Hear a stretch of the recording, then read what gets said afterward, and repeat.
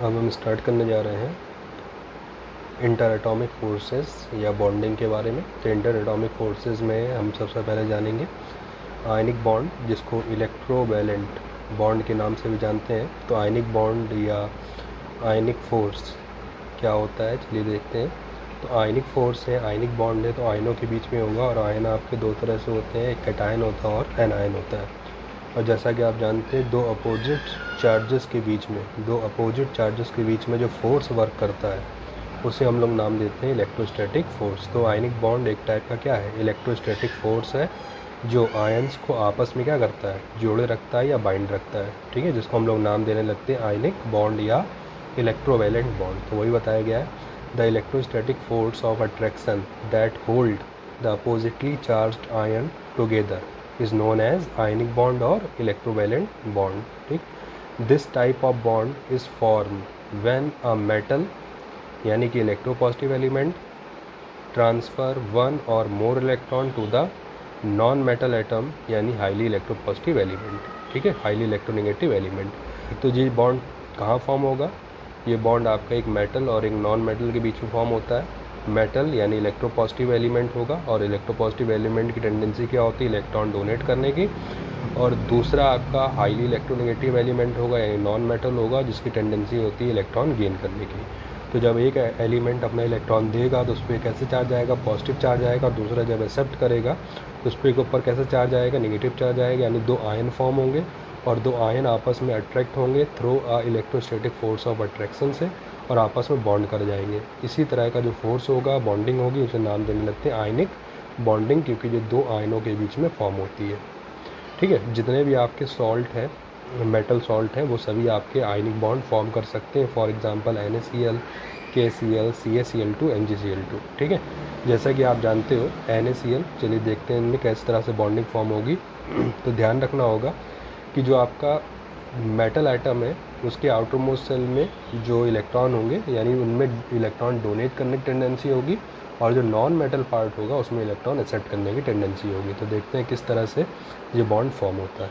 अगर हम NaCl की बात करें तो NaCl में एक आपका सोडियम है Na, जिसका एटॉमिक नंबर होता है 11। इलेक्ट्रॉनिक कॉन्फ़िगरेशन करेंगे तो 2,8,1। और दूसरा क्या है आपका क्लोरीन, जिसका एटॉमिक नंबर कितना है 17। तो 2,8,7। आप क्या दिख रहे हो, सोडियम में अगर अपना एक इलेक्ट्रॉन निकाल दे तो इसका ऑक्टेट कंप्लीट हो जाएगा, और क्लोरीन अगर एक इलेक्ट्रॉन एक्सेप्ट कर ले तो इसका ऑक्टेट कंप्लीट हो जाएगा। यानी सोडियम अपना इलेक्ट्रॉन डोनेट कर सकता है क्लोरीन, और वो इलेक्ट्रॉन एक्सेप्ट कर सकता है। इसीलिए जो आउटर मोस्ट सेल में इलेक्ट्रॉन है सोडियम में कितने हैं, एक इलेक्ट्रॉन, तो इसको हमने डॉट से दिखा दिया। और क्लोरीन के आउटर मोस्ट सेल में कितने इलेक्ट्रॉन है आपके 7, तो इसको हमने क्रॉस से आप दिखा सकते हो। ठीक है, तो हमने ये 6 और ये 7। तो आप क्या देख रहे हो, अगर ये अपना एक इलेक्ट्रॉन निकाल दे तो इसका ऑक्टेट कंप्लीट हो जाएगा, और ये अगर एक इलेक्ट्रॉन एक्सेप्ट कर ले तो इसका इलेक्ट्रॉन ऑक्टेट कंप्लीट हो जाएगा। तो इसने क्या करा, अपना एक इलेक्ट्रॉन किसको डोनेट कर दिया, क्लोराइड आयन को, क्लोरीन को। और ऐसा होने से इसने अपना इलेक्ट्रॉन डोनेट करा, इसके ऊपर कैसा चार्ज आएगा, प्लस चार्ज आएगा, और इसके ऊपर कैसे चार्ज आएगा, माइनस चार्ज। तो ऐसा होने में क्या हुआ, इन्होंने अपोजिट चार्ज आयन फॉर्म करे और एक दूसरे से अट्रैक्ट होने लगे। तो अपोजिट चार्ज आयन जो इनको आपस में एक फोर्स जो इनको आपस में जोड़े रखता है, ठीक है, उसे हम लोग नाम देते हैं इलेक्ट्रोस्टैटिक फोर्स। ठीक, और इसी इलेक्ट्रोस्टैटिक फोर्स को हम लोग आयनिक बॉन्डिंग के नाम से भी जानते हैं, जो इनको आपस में जोड़ते हैं। इसी तरह से अगर हम बात करें CaCl2, ठीक है, CaCl2 में कैल्शियम एटॉमिक नंबर कितना होता है 20। तो 2,8,8,2। इसी तरह से क्लोरीन में आप जानते हैं कितना है 2,8,7। तो आप क्या देख रहे हो, कैल्शियम का आउटर मोस्ट सेल में 2 इलेक्ट्रॉन है, यानी अगर ये अपने 2 इलेक्ट्रॉन निकाल दे तो इसका ऑक्टेट कंप्लीट होगा और ये स्टेबल हो जाएगा। ठीक है, जैसा कि कॉसल लुईस जो आपका अप्रोच था उसमें बताया गया था, ठीक है, प्रीवियस वीडियो में, कि कोई भी इलेक्ट्रॉनों का ट्रांसफ़र या इलेक्ट्रॉनों की शेयरिंग तभी करेगा क्योंकि वो अपना इलेक्ट्रॉनिक कॉन्फ़िगरेशन नोबल गैस यानी अपना ऑक्टेट कंप्लीट करना चाहता है। तो वही चीज़ है, अगर 2 इलेक्ट्रॉन निकाल दे तो इसका ऑक्टेट कंप्लीट हो जाए।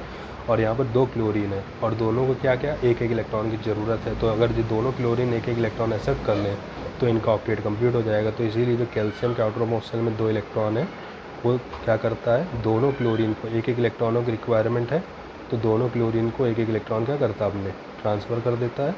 और ऐसा होने से इसका भी ऑक्टेट कंप्लीट हो गया, इस वाले क्लोरीन का ऑक्टेट भी कंप्लीट हो गया, और कैल्शियम में इलेक्ट्रॉन दिया है तो उसका भी ऑक्टेट कंप्लीट हो जाता है। यानी कैल्शियम ने 2 इलेक्ट्रॉन दिए हैं तो कैल्शियम पे कितना चार्ज आएगा, डबल प्लस। क्लोरीन दोनों ने एक इलेक्ट्रॉन एक्सेप्ट करे हैं तो आप इसको कैसे लिख दोगे, Cl- या Cl-। आप इसको ऐसे भी लिख सकते हो Cl- का होल ट्वाइस, ठीक है। इस तरह से नहीं लिखा जाएगा, ध्यान रखिएगा, ये गलत है, ठीक है। ये क्या बता रहा है, किसी एक क्लोरीन पर है, बट यहाँ पर जो चार्ज आ रहा है वो दोनों क्लोरीन पे आ रहा है, तो Cl- का होल ट्वाइस करके लिख सकते हैं।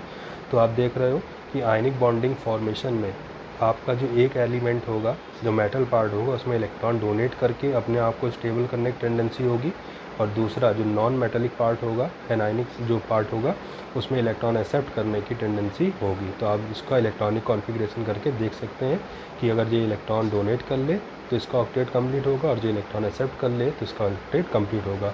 और इलेक्ट्रॉन डोनेट करना और इलेक्ट्रॉन एक्सेप्ट करने में इलेक्ट्रॉन ट्रांसफ़र हो रहे हैं, और ऐसा होने से इनके ऊपर क्या आ रहे हैं, चार्जेस आ रहे हैं। इसके ऊपर पॉजिटिव है तो इसके ऊपर नेगेटिव है, और दो अपोजिट चार्जेस के बीच में जो बॉन्डिंग फॉर्म होगी उसे आयनिक बॉन्डिंग हम लोग नाम देते हैं, ठीक है। तो ये था आपका आयनिक बॉन्डिंग।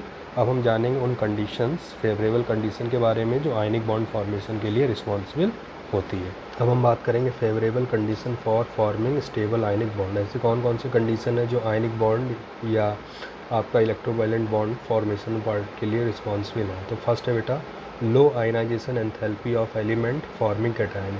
जो एलिमेंट कैटायन फॉर्मेशन कर रहा है यानी इलेक्ट्रॉन को रिलीज़ कर रहा है, उसकी आयनाइजेशन एंथैल्पी कम होनी चाहिए, कि वो जितनी आयनाइजेशन एंथैल्पी कम होगी उतनी आसानी से वो इलेक्ट्रॉन को रिलीज़ कर सकता है, यानी उतनी जल्दी वो कैटायन फॉर्मेशन करेगा। तो जितनी जल्दी कैटायन फॉर्म करेगा उतनी जल्दी आपका आयनिक बॉन्ड भी बनेगा, ठीक है। तो पहली कंडीशन है। दूसरी कंडीशन क्या है, more negative electron gain enthalpy of the element forming anion, ठीक है। इलेक्ट्रॉन गेन करने की टेंडेंसी को इलेक्ट्रॉन गेन एंथैल्पी कहते हैं, ठीक है। तो जिस एलिमेंट यानी जो एनायनिक पार्ट है, ठीक, जो इलेक्ट्रॉन गेन कर रहा है उसकी इलेक्ट्रॉन गेन एंथैल्पी क्या होनी चाहिए, हाई होनी चाहिए, कि जितनी जल्दी वो इलेक्ट्रॉन को एक्सेप्ट करेगा उतनी जल्दी वो क्या बनाएगा, एनायन बनाएगा, और उतनी जल्दी वो कैटायन के साथ कंबाइन करके आयनिक बॉन्ड फॉर्म करेगा।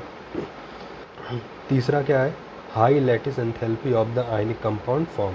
और कैटायन और एनायन के फॉर्मेशन से जो आपका आयनिक कंपाउंड बनेगा उसका जो लैटिस होगा, उसका जो जाल होगा, आपस में कंबाइन करके वो एक लैटिस शेप का स्ट्रक्चर फॉर्म करते हैं। तो उसकी जो लैटिस एंथैल्पी होगी यानी उसको ब्रेक करने के लिए जो एनर्जी लगेगी वो क्या होनी चाहिए, हाई होनी चाहिए, तभी आप वो आपका आयनिक कंपाउंड स्टेबल होगा। तो ये कुछ कंडीशन है एक आयनिक बॉन्ड फॉर्म करने के लिए या उसके स्टेबलाइज करने के लिए, ठीक है, जो आयनिक बॉन्ड फॉर्मेशन के लिए रिस्पॉन्सिबल होती है, ठीक। अब हम बात कैरेक्टरिस्टिक्स ऑफ आयनिक कंपाउंड। एक आयनिक कंपाउंड के क्या क्या कैरेक्टरिस्टिक्स होते हैं, ठीक है, जिनकी वजह से हम उनको आइडेंटिफाई कर सकेंगे। तो फर्स्ट है बेटा, they are generally crystalline in nature. ये आपको कैसे होते हैं, क्रिस्टल जैसे होते हैं, शाइनिंग लाइक क्रिस्टल होते हैं, तो क्रिस्टलाइन इन नेचर होते हैं।